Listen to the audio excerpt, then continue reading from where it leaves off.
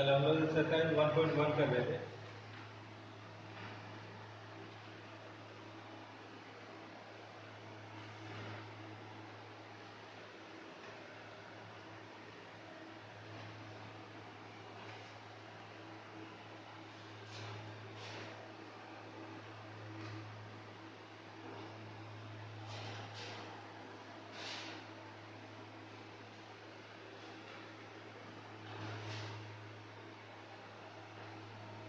देखिए इसका question number 3 बोला जा रहा है an army contingent of 616 members is to march behind an army band of 32 members। Means एक आर्मी बैंड है जिसमें 32 मेंबर्स है, उसमें एक आर्मी का ग्रुप जिसमें 616 मेंबर्स हैं उनके पीछे मार्च करेंगे। मीन्स आगे आर्मी का बैंड वाला रहेगा और पीछे पीछे आर्मी मैन रहेंगे। तो जो बैंड के ग्रुप में जितना पीपल है उसमें 32 मेंबर्स है और आर्मी का जो ग्रुप है उसमें 616 मेंबर्स है। The two groups are to be march in the same number of columns. Number of columns का मतलब ये आप ऐसे नंबर ऑफ कॉलम्स यही होगा जैसे फर्स्ट रो में आगे में पहले बैंड वाला होगा फिर आर्मी वाला होगा, यहाँ बैंड यहाँ आर्मी, इस तरह मार्च होना है। ठीक,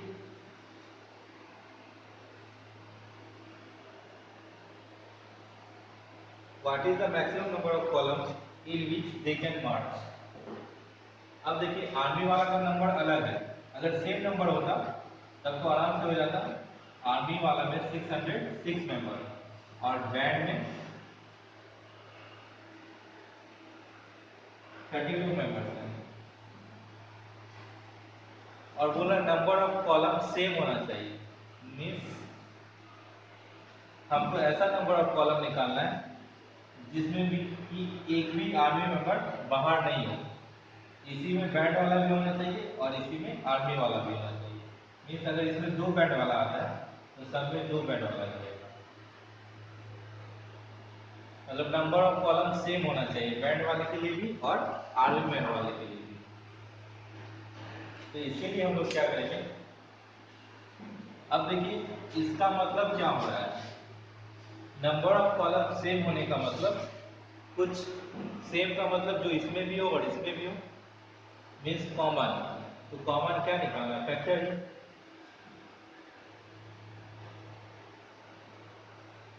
तो हमको एचसीएफ निकालना है।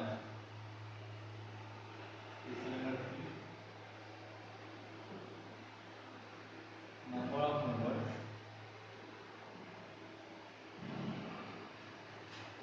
इन army contingent 616 and number of members in army band 32। हमसे पूछता है कि नंबर ऑफ कॉलम्स,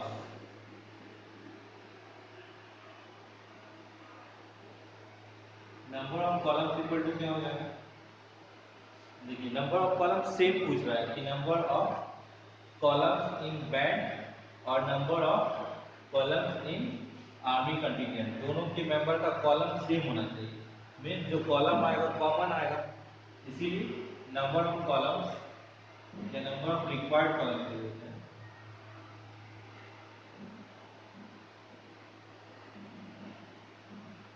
ये क्या हो जाएगा, एलसीएम ऑफ 616 एंड 32। वही जो प्रोसेस से कल हम लोग एचसीएफ निकाल रहे थे उसी प्रोसेस से निकाल लेंगे। तो एक ही जगह पे जो बड़ा होता है उसको ए मानते हैं और जो छोटा होता है उसको बी मानते हैं। एक ही जगह पे आ जाएगा 616 इक्वल टू हम लोग क्या लिख सकते हैं,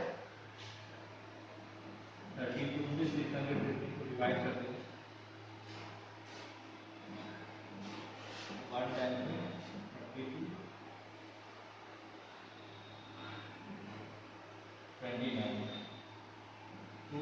6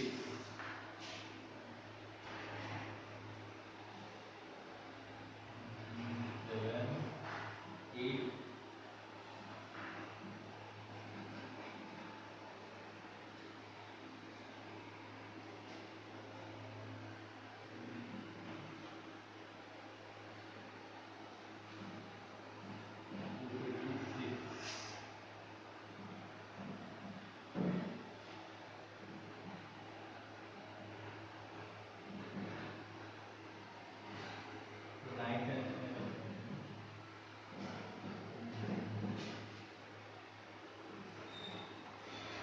288 आता है 9 10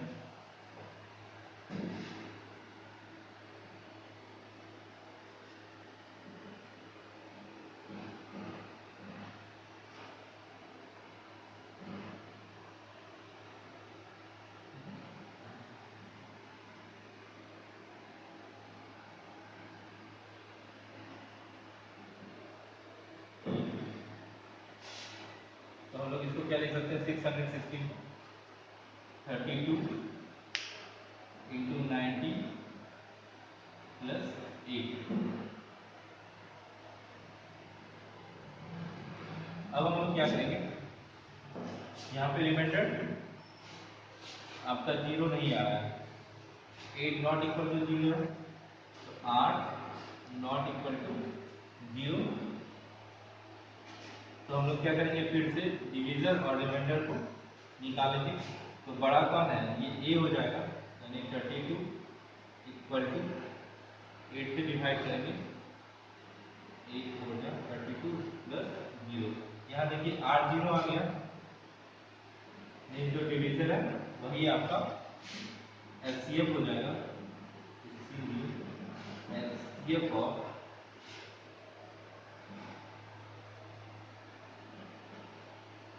32 and 616 equal to 8।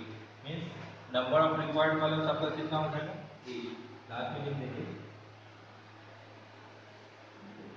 therefore number of required columns equal to 8। Means जैसे 8 कॉलम में जो 32 बैंड है वो 8 कॉलम में डिवाइड रहेगा, तो एक बैंड में 4 मतलब एक कॉलम में 4 बैंड वाला रहेगा और नीचे आर्मी वाला।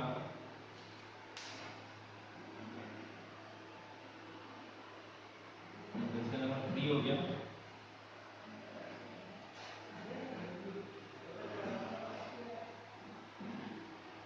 कल एक डाउट आया था जिसमें इन्वर्टर पूछा था लीनियर कॉम्बिनेशन क्या है।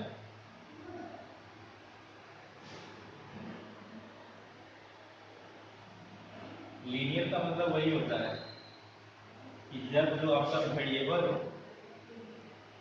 उस वेरिएबल के पावर 1 हो।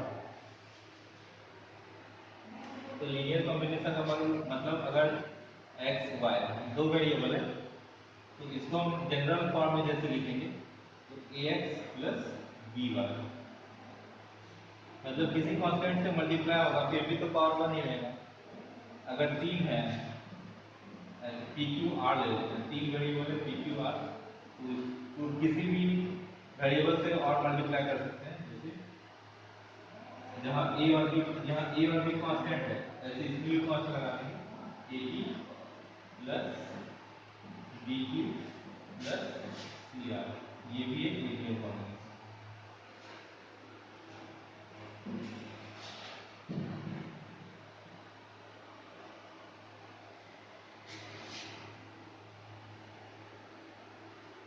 क्वेश्चन नंबर 4 में use Euclid division lemma to show that square of any positive integer is either of the form 3m or 3m plus 1। क्या क्या दिया 3m and 3m plus 1। देखिए प्रीवियस क्वेश्चन की तरह है, यूक्लिड डिवीजन लेमा क्या बता रहा था कि अगर कोई भी नंबर है उसको हम लिख सकते हैं a equal to B Q plus R के फॉर्म में। तो यहाँ देखिए q की जगह क्या दिया हुआ है m, ठीक। और b की जगह पे दिया हुआ है 3, मींस डिवीजर कितना है 3, तो हम लोग b को 3 मान लेते हैं।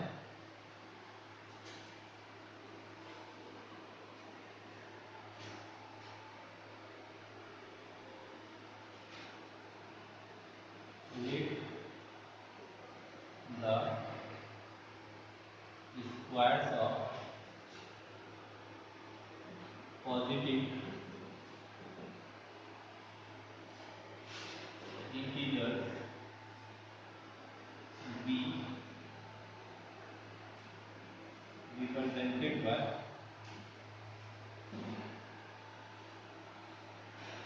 स्क्वायर नहीं लेते बस पॉजिटिव इंटीजर लेते हैं। Let the A square, let the squares of positive integer B represented as A square. Means जो पॉजिटिव इंटीजर है वो किससे रिप्रेजेंट होगा ए से, उसका स्क्वायर ए स्क्वायर से हो रहा है तो वो किससे रिप्रेजेंट होगा ए से। And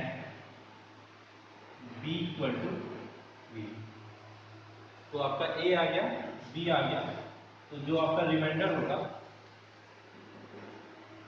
reminder always greater than equal to 0 and less than जो डिवीजर होता है उसमें, मीन्स जो आर होगा वो क्या क्या हो सकता है 0 1 एंड 2, 0 के इक्वल और ग्रेटर और 3 से लेस देन, 3 से स्मॉलर, तो 0 1 और 2 आएगा।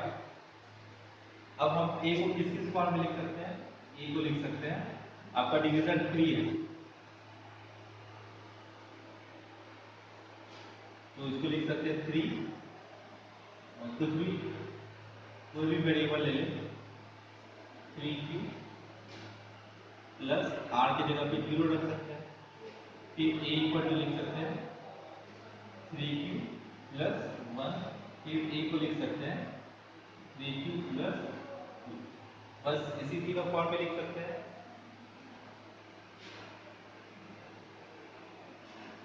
अब देखिए हमको नंबर नहीं बोला था, क्या बोल रहा था इसका स्क्वायर, तो अगर हम ए स्क्वायर करें तो ए स्क्वायर इक्वल टू क्या हो जाएगा 9q स्क्वायर,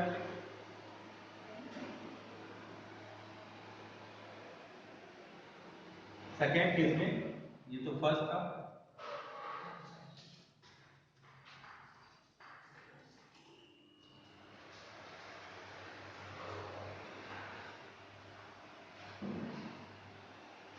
फर्स्ट केस में देखिए ए था ए इक्वल टू 3q, तो ए स्क्वायर इक्वल टू हो जाएगा 9q स्क्वायर।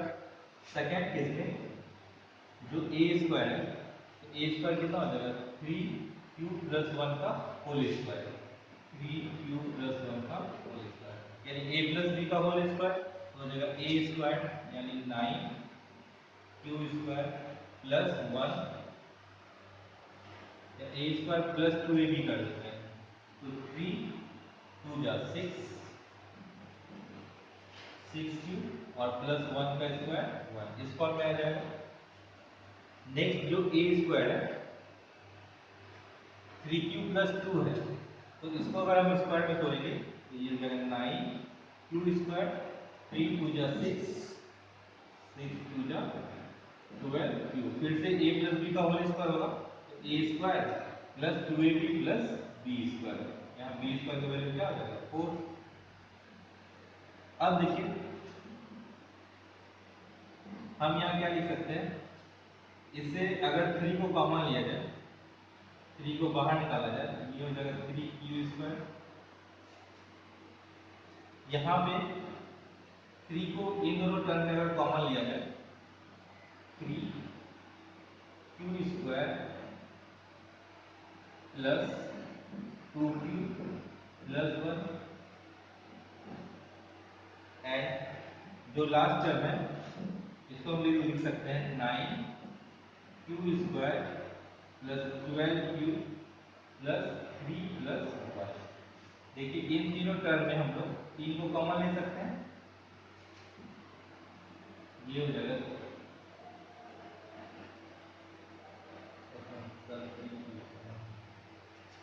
यहाँ पे 3 अगर कॉमन लेते हैं ये हो जाएगा 3q square plus 4q plus 1 देखिए इन तीनों टर्म से 3 को कॉमन लिया जाए तो इतना आ गया +1। अब इसको हम लोग को किस फॉर्म में लाना है, 3m के फॉर्म में या 3m+1 के फॉर्म में।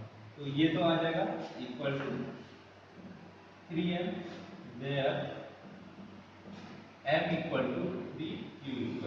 अगर हम m, ये तो पूरा वेरिएबल ही है, q वेरिएबल है, कुछ भी हो सकता है, हम 3q² को मान सकते हैं m। तो ये किस फॉर्म में आ गया, 3m के फॉर्म में। जो नेक्स्ट है ये भी देखिए, इसको हम लोग लिख सकते हैं 3, इस पूरे टर्म को अगर m मान लिया जाए तो 3m+1, जहां पे m क्या हो जाएगा आपका, where m equal to 3q² + 2q। अब जो ये वाला है इसमें भी हम इस पूरे टर्म को m मान लेंगे, ये हो जाएगा 3m+1 where m equal to 3q² + 4q+1। तो देखिए ये जो पहला था वो 3m के फॉर्म में आ गया, जो दूसरा था वो 3m+1 के फॉर्म में आ गया, और जो तीसरा था वो भी 3m+1 के फॉर्म में आ गया। मीन्स हम लोग लिख सकते हैं लास्ट में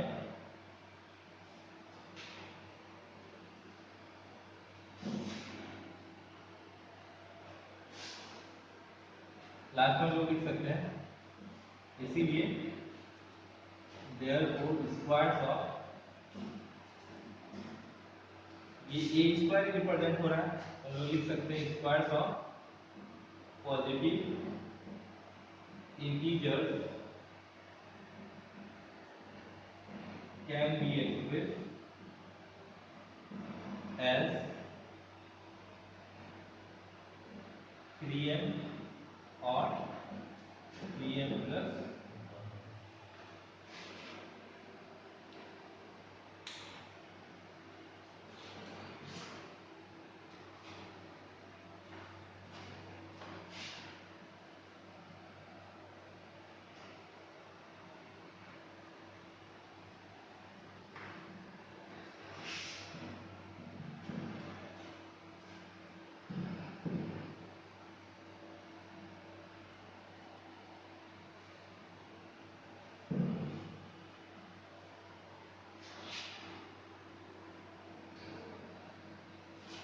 नेक्स्ट है Euclid division lemma to show that cube of any positive integer is of the form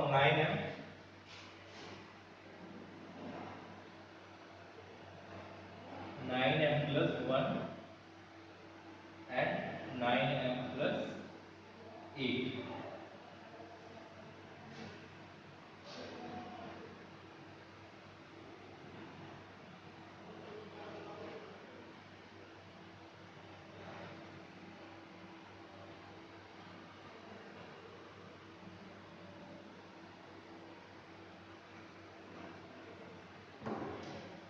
तो देखिए आप उसी मेथड से करेंगे, यहाँ पे डिवीजन आपका 9 है, तो आप a को मान लेंगे पॉजिटिव इंटीजर और करेंगे aq से, मीन्स a को पॉजिटिव मान लेंगे, a को पॉजिटिव इंटीजर मान लेंगे, और यहाँ डिवीजन आपका 9 हो जाएगा, इसीलिए जो रिमाइंडर होगा 0 1 2 3 4 5 6 7 एंड 8, यही हो जाएगा। अब आप क्या करेंगे, a को लिखेंगे a equal to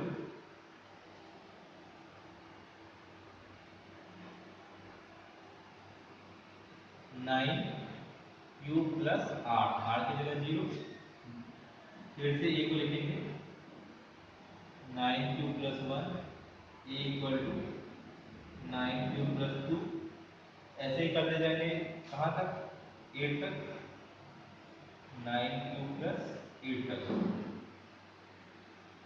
a equal to. अब हमको क्या करना है, इसका क्यूब लाना है, तो a क्यूब करेंगे 9q का क्यूब,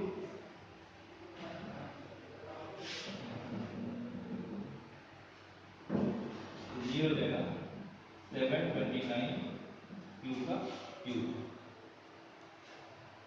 कितना आ जाएगा आपका। फिर आप क्या करेंगे, इससे कॉमन ले लेंगे 9 को, तो ये आ जाएगा 81 क्यूब। अब 81 क्यूब को हम लोग m मान लेंगे, तो ये आ जाएगा आपका 9m के फॉर्म में, इक्वल टू 9m। यहाँ लिख देंगे where m equal to 81 cube का क्यूब।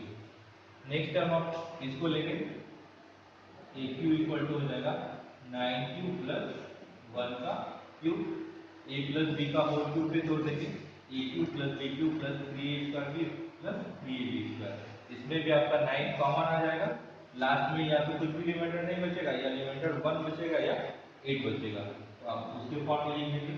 इसी तरह नेक्स्ट कर लेंगे 9q प्लस 2 को, फिर 9q प्लस 3 को, फिर 9q प्लस 4 को, इसी तरह 9q प्लस 8 तक कर लेंगे। थोड़ा लेंदी क्वेश्चन है, टाइम लगेगा, आपको थोड़ा लगेगा।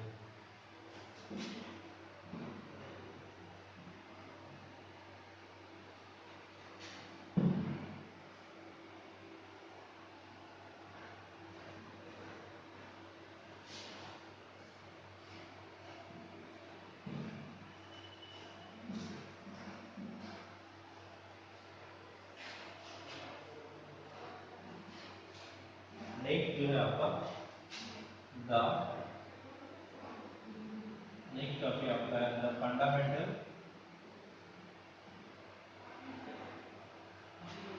थ्योरम ऑफ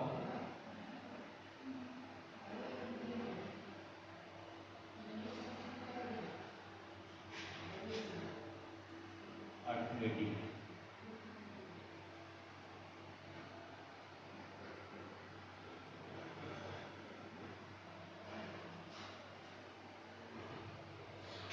देखिए फंडामेंटल थ्योरम ऑफ अर्थमेटिक क्या होता है कि हम किसी भी नंबर को, कोई भी नंबर है, किसी भी नंबर को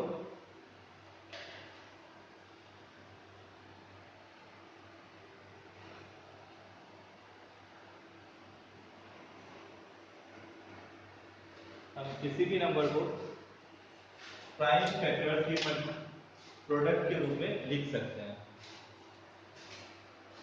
कोई भी नंबर हो, कोई भी नेचुरल नंबर है, हम उसको उसका प्राइम मतलब सिंपली बोल सकते हैं, कोई भी नंबर है उसका प्राइम फैक्टराइजेशन कर सकते हैं, और उसका जो हर नंबर का प्राइम फैक्टराइजेशन यूनिक होगा। यूनिक का मतलब सबका, यूनिक का मतलब क्या होता है, सबका अलग अलग। और ये होता भी है, अगर हम 5 का करें या 10 का करें, दोनों का प्राइम फैक्टराइजेशन अलग होगा। 2 का करें, 3 का करें, अगर किसी भी नंबर का करते हैं तो उसका प्राइम फैक्टराइजेशन जो होता है यूनिक होता है। सिंपल इसी यही बोला गया है फंडामेंटल थ्योरम ऑफ अर्थमेटिक।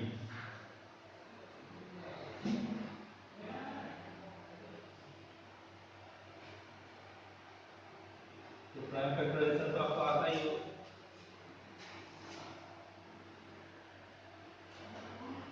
तो एक सिंपल नंबर का करते हैं 124 का,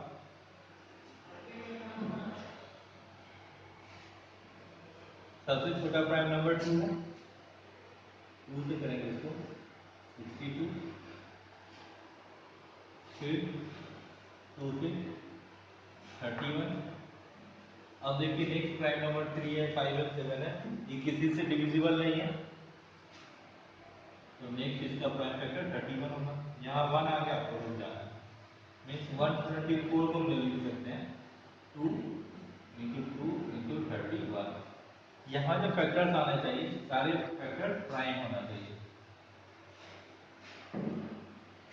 मीन्स 124 है, हम इसको डिवाइड कर सकते हैं 4 से भी, लेकिन ये जो 4 है 4 प्राइम नंबर नहीं है, सबको डिवाइड करना है वाली प्राइम नंबर से, इसीलिए इसको प्राइम फैक्टराइजेशन बोला जाता है। बस आपको यही दिमाग में रखना है कि जो फैक्टर्स होने चाहिए सारे के सारे प्राइम होना चाहिए। प्राइम नंबर का डिफिनेशन सबको आता ही होगा, the numbers which have only two factors that is 1 and the number itself.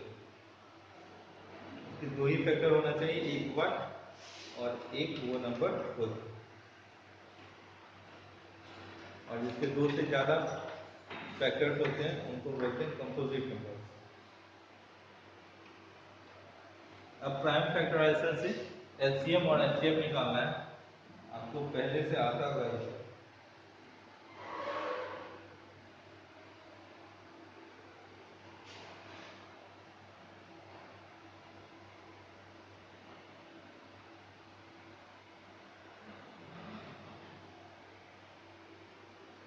अब इसमें एलसीएम और एचसीएफ निकालना है, तो एक क्वेश्चन लेते हैं हम लोग।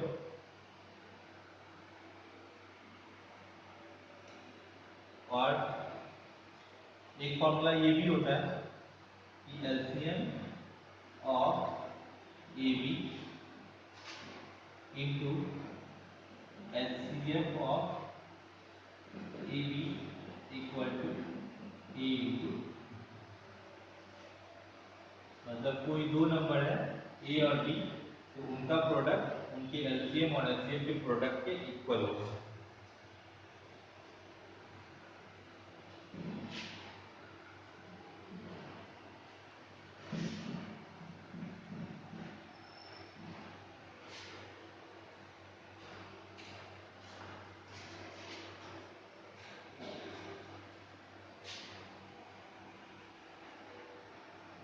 जैसे एक हम क्वेश्चन हम लोग करते हैं 12, 15, 21। 12 का प्राइम फैक्टर 2, 2, 3, 15 का 3, 5 और 3, 7। तो इसको सिंपल और फॉर्म लिख सकते हैं 2 के पावर 2 इंटू 3। अब अगर हमको एचसीएफ निकालना है, एचसीएफ ऑफ 12, 15 एंड 21, तो एचसीएफ हमेशा होता है product of smallest power of each common prime factor. तो ध्यान से देखिए, इस दोनों पे ध्यान दीजिएगा। एचसीएफ जो होता है स्मॉलेस्ट, इसमें बहुत कंफ्यूजन होता है। प्रोडक्ट ऑफ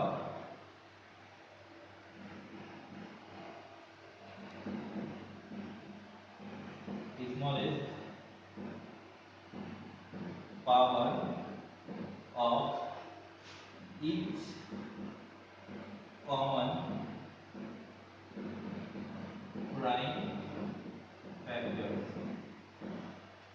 ध्यान दीजिएगा, बस एक ही पॉइंट इसे समझने वाला है। Product of greatest power of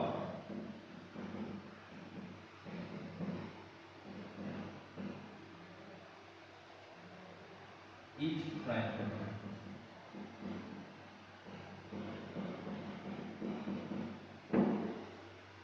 देखिए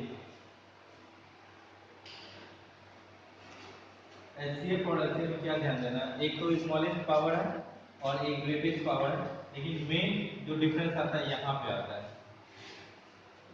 इसमें कॉमन प्राइम फैक्टर लेना है जो सब में कॉमन हो, और इसमें सारा प्राइम फैक्टर लेना है, जो भी इन्वॉल्व है सबको लेना है। तो एचसीएफ में हम लोग क्या करेंगे, कॉमन फैक्टर खोजेंगे।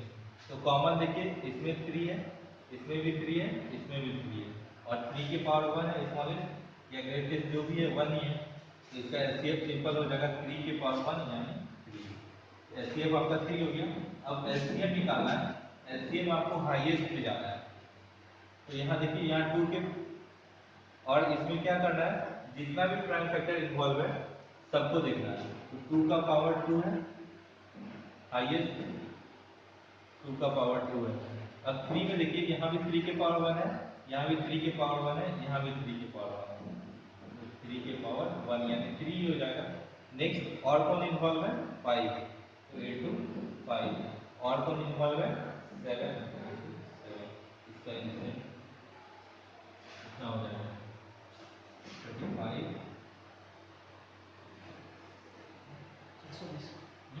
420, ऐसे हो जाएगा 4।